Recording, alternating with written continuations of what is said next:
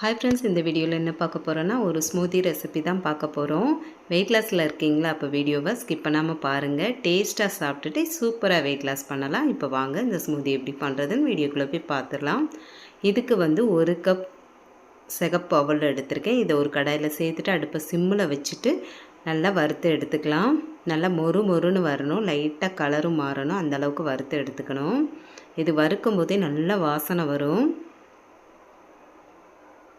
இந்த அளவுக்கு வறுபட்டதுக்கு அப்புறமா அடுப்பை ஆஃப் பண்ணிட்டோம் அப்படின்னா அந்த ஹீட்லேயே வந்து நல்லா மொறுன்னு ஆயிரும்.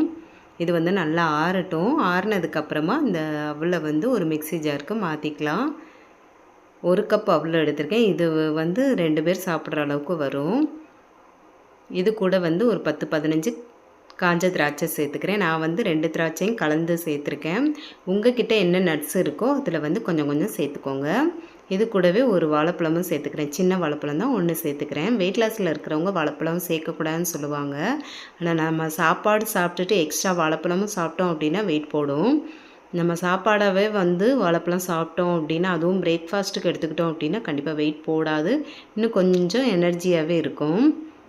இது கூடவே 1 கப் பாலும் சேர்த்துக்கிறேன். பால் வந்து நல்லா காய்ச்சி ஆற வச்சுன பால் தான் சேர்த்துருக்கேன். இதை சேர்த்துட்டு நல்லா அடித்து எடுத்துக்கலாம். இதில் வந்து ஸ்வீட்டுக்கு வேறு எதுவுமே சேர்க்க வேணாம்.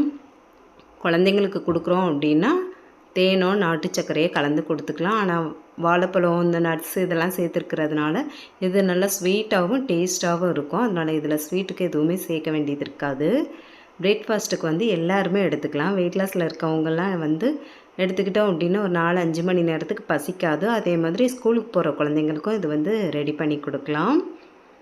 ஒரு 5 நிமிஷத்துலேயே வந்து டக்குன்னு ரெடி பண்ணிடலாம். அதுவும் வீட்டில் இருக்க பொருளை வச்சுட்டே செஞ்சு காமிச்சிருக்கேன். ரொம்ப ஈஸியாக பண்ணிடலாம். டேஸ்ட்டும் சூப்பராக இருக்கும். கண்டிப்பாக நீங்களும் ட்ரை பண்ணி பாருங்கள். பிடிச்சிருந்துச்சி அப்படின்னா மறக்காமல் லைக் பண்ணிவிட்டு சப்ஸ்கிரைப் பண்ணிடுங்க. By friend.